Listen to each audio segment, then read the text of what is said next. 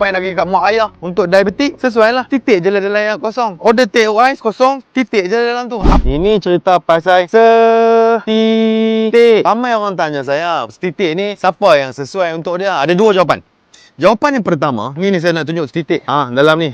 Dia ada grape. Ni ada sweet grape, ada mango, slushy mango, ada coffee latte, ada Sprite lemon lime, ada original. Setitik ni siapa yang sesuai? Jawapan yang pertama, dia adalah pengganti gula. Siapa yang rasa macam nak jaga badan, siapa yang nak jaga kesihatan, siapa yang nak pergi kat mak ayah untuk diabetik, sesuai lah. Titik je lah dalam yang kosong. Order take away kosong, titik je dalam tu. Apa pun boleh titik. Dan rasa dia sangat sedap. Dia zero kalori. Yang pertama, orang yang sesuai adalah orang yang nak jaga kesihatan, yang nak kurus, yang nak jaga penampilan. Yang kedua, orang yang sangat sesuai, orang yang nak buat duit tepi dalam masa yang singkat, yang nak settle hutang, yang nak cari jalan untuk keluar daripada masalah kewangan, yang kerja dia sikit, modal dia kecil, tapi dapat berulang-ulang kali dan payment dia masuk everyday dalam akaun. Ni sangat sesuai. Suri rumah boleh, orang hak kerja government boleh, budak-budak universiti boleh, orang yang berhutang boleh. Dan dikala kita tengah bersembang ni, ramai dah orang buat duit everyday tau. Kita tak payah nak withdraw, dia automatic masuk akaun, masuk akaun. Saya tunjuk 1-2 contoh. Tengok ni.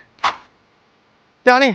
Ni Maybank account tau. Masuk terus ke dalam. So, saya dah buat satu group. Dalam group tu, ada explanation dalam tu. So, dengar, tengok. Kalau okey, buatlah. Kalau tak okey, tak ada masalah. Satu set ni RM150. Hak tu je. Sekali tu je. Tak ada berulang kali. Tapi duit masuk berulang kali. Make sure hangpa berada dalam group pelopor, grup pioneer ni, sebab orang yang nak pecah market ni buat duit yang sangat banyak ni. So, saya nak jemput hangpa masuk dalam grup tu dulu. Bukan beli dulu, masuk dalam grup, dengar dulu. Kalau rasa okey, tengok dalam tu macam mana, how easy orang buat duit banyak, hari-hari dia naik. Boleh lah? Income dia naik. So, jom join grup ni dulu. Saya nak ajak contoh. Kalau minat, kita buat. Kalau tak minat, tak apa, doakan saja. Saya Broku, jumpa dalam grup.